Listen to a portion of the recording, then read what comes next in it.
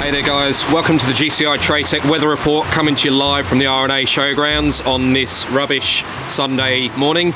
As you can see, the weather forecast today is rubbish and will probably be staying that way for some time. Moving on to other things, we're hoping to show you a few bits from the show, things that we're exhibiting. Obviously we've got the Aussie Destinations Unknown Chevy 2500 here with us. It's got a full GCI traytec tray and canopy setup. If it stops raining for 2 minutes and if we can pull Chris Malgene back from the bar, him and I will be doing a full run through of everything we've got on there to show you guys in real time exactly what we've done for them. They know the product inside out, so they're really good people to talk to about actually using your GCI traytec product. We've got a few other bits to show you as well, but we're going to wait until this rain dies down a bit hopefully, and we'll be able to give you a full run through. 2 hours later.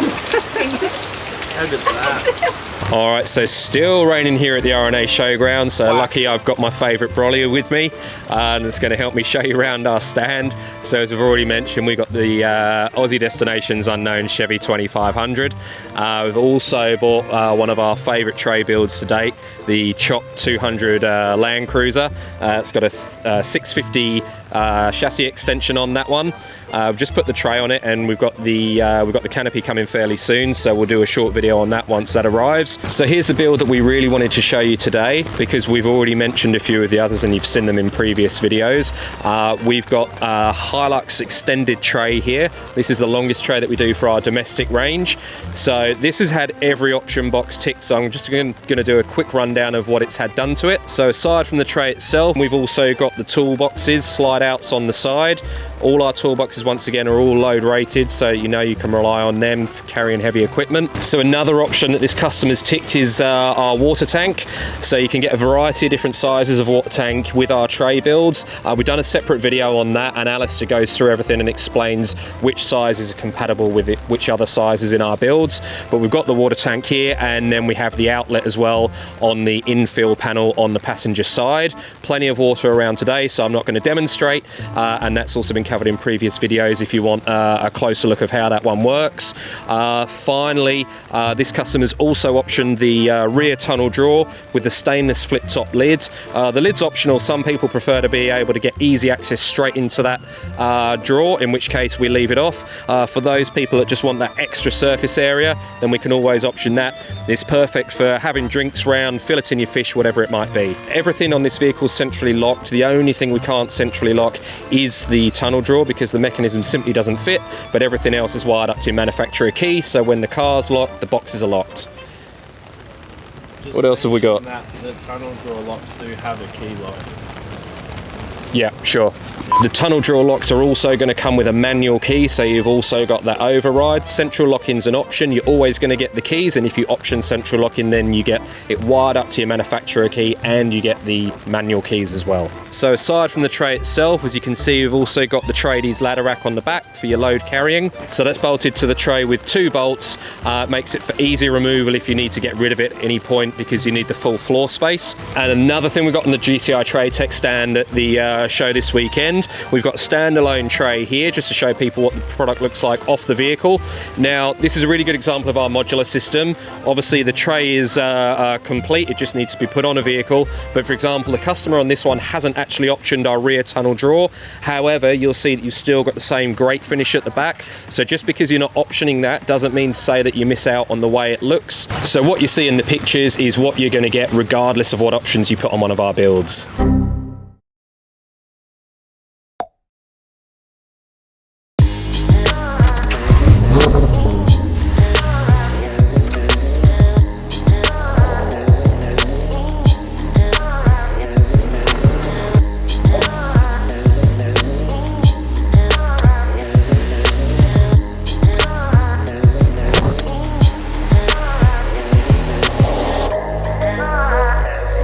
Hey guys, so it's the day after the Brisbane 4x4 show. We couldn't finish the filming yesterday, the rain just got too heavy. It was mud and everything everywhere. So here with Chris from Australian Destinations Unknown. How you going, guys? And we're going to run through their canopy. Obviously these guys are on the road full time. They've been on the road full time for a while now. They're living out of this this product, so they're the best people to ask about how to use it and the pros and cons to it.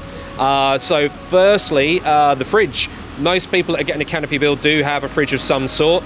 Now, a lot of the queries we get asked are the pros and cons between upright and slide-out fridges. So these guys have obviously opted for the upright fridge. So, Chris, talk us through the fridge and why did you choose an upright fridge and how do you deal with it on the road? Mate, this is probably the third upright fridge we've gone. Upright I think is the way to go for space saving. We used to have the standard type fridges, but mate, a hell of a lot cheaper. By the time you buy your fridge slide and your fridge, that's double the money again, and then weight is another issue as well. Weight's a big thing when you're doing setups like this, full touring setup, so mate, game changer. And the other question we obviously get all the time is, does stuff rattle around and carry on in there? No, not at all. No, it may move slightly, but if it's packed neatly, like any fridge, you're never going to have that sort of problem at all. So yeah, upright all the way, Perfect. Yeah. All right, so moving on back through the canopy, if you option a fridge and a pantry with GCI traytec, we place them next to each other. That's the way the modular design works, and obviously it's most practical to have the two next to each other. So we're going to slide this one out for you now, and Chris, if you just give us a quick rundown on the pantry and how you use it day to day. When you're on the road, you're packed up, having a nice safe place to put your food, your coffee machine, all your general stuff that you're going to use for the kitchen is awesome. Again, packing things and hard accessibility when you've got stuff on top of each other. So having it all neatly stacked like this is awesome. We can fit so much stuff in there, it's unbelievable. And we even have the old soda stream in there as well. So yeah, awesome, absolutely awesome.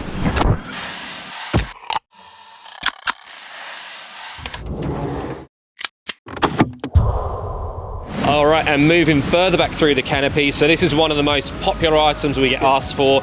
If somebody's asking for a canopy quote, they almost always have the kitchen unit on that quote request. So I'm going to get Chris to go through it very quickly with you now, show you how it opens, how easy it is to use. Chris and I, some people have called us vertically challenged, and this is a really, really tall rig. So believe me, if Chris or myself can open it on this rig, then anyone can open it. So Chris, I'll let you demonstrate. Yeah, sure thing.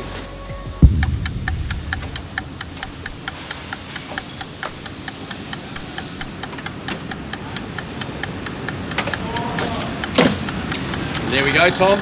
Simple as that, 10-second setup, no more, no less. Another question we get asked a lot is gas versus induction. We can do both here at GCI traytec. I'd say most of the customers probably opt for induction in the end after giving it consideration, but like I say, we're happy to do either or.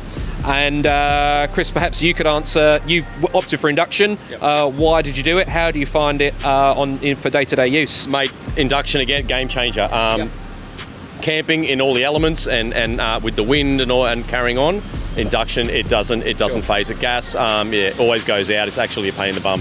Right. So mate, and then the other question we obviously get a lot of is how much power it uses. Yes, they can use up to about 180 amps in a cook, but heats up instantly, so you're cooking pretty much straight away, and then cools down very quickly for a pack up and put away too. So a general type cook, you probably 10 to 15 minutes. So it doesn't use much at all, so it's awesome. So you've never had any issues in terms of running the battery too low after cooking your dinner, and obviously you've got the fridge running. You might even use the microwave for a little bit. You've never had any battery issues by using the induction? You've had enough power? Yeah, not at all. Not a problem at all. No, it always, we've got the 300 amp lithium on the other side, which we'll show you guys in a second, but mate, not a problem at all. And look, if you're going to get in a situation where your batteries are getting low and you're a bit worried about it, just start the car and let it idle, and the DC to DC charge, you'll throw 50 amps back into there anyway, so happy days. Yeah, easy as. Yeah. And can you just give everyone a quick rundown of exactly what you're doing and where on the kitchen through the individual componentry there? Yeah, sure thing. This is my kitchen. Miriam's not allowed to touch this one. She has the caravan kitchen. Mate, awesome configuration, very simple. Yep. We do have steps, but mate, very simple. We just have all our cutlery and stuff all stored away neatly in here.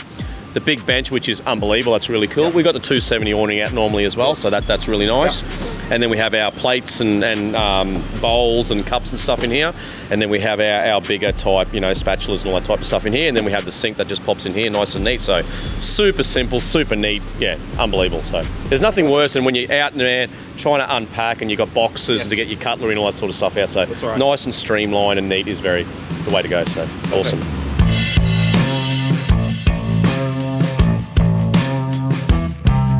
All right, so we're now over on the driver's side of the vehicle, which is traditionally the storage side of your canopy. So we generally do your food and drinks area over on the passenger side, and then we have the storage here. So Chris and Miriam have opted, it's fairly simple. It's just a couple of drawers, nice flat platform on top, and obviously this is also where we put our power packs. So I'm going to hand you over to Chris, and he's going to run through.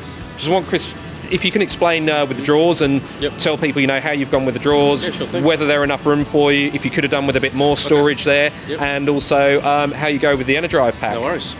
Yeah, look, from a storage point of view, we have these two large drawers, mate. These are unbelievable. Again, when you're packing and unpacking all the time, constantly on the road, having everything nice and neat and put away, that's not going to, you know, move around a lot.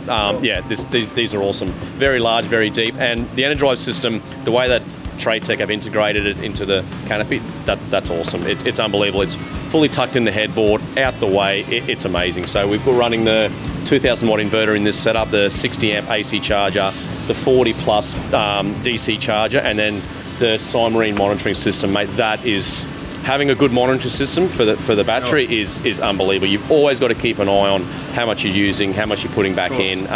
Yeah, it's a must. So I really encourage. Marine monitoring system is absolutely the way to go when you're running lithium power systems. So one further note on that one, that's also going to ping its details to your phone, so you don't have to get out of the car and get into the canopy in order to watch it. If you're on a long road trip, you can still monitor everything safely inside the car, and that's coming as our standard package. this kid's good at it, eh? Am I? Yeah, you should be a host for a show, a game show or something. Give me an excuse to get the old gold tuxedo out and the sparkly gold top hat. All right, guys, so that was the brief run through of the Aussie Destinations. All right, guys, so that was the brief run through of the ADU Chevy 2500 build from GCI Traytec. What we've done there is we've hopefully answered some of the more frequently answered questions that myself and Chris both get asked about that build. Thanks so very much for watching, and I'll leave Chris to sign off. Okay, so as Tom mentioned, this was a brief rundown on the canopy. If you have any questions, guys, please write down below the questions, and we're happy to answer anything you need. Yeah, we're happy to help out. And please stay tuned, guys. Aussie Destinations Unknown, we will be doing a complete build video on the entire car. So awesome. Yeah, excited to show everyone our touring setup. Can't wait to see it. Yeah, awesome. Thanks, Tom.